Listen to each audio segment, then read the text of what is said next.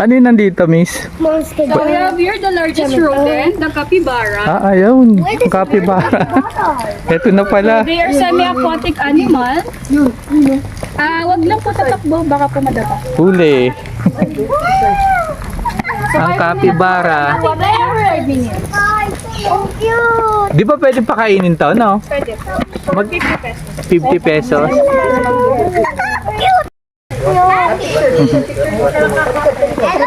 Tingin ko. Picture tayo. Baba kayo para makita. Kirainin ko na.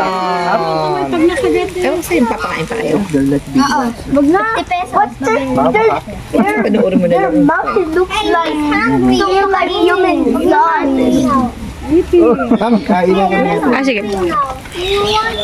Thank you. Hi, capybara. Copy. Hi, capybara.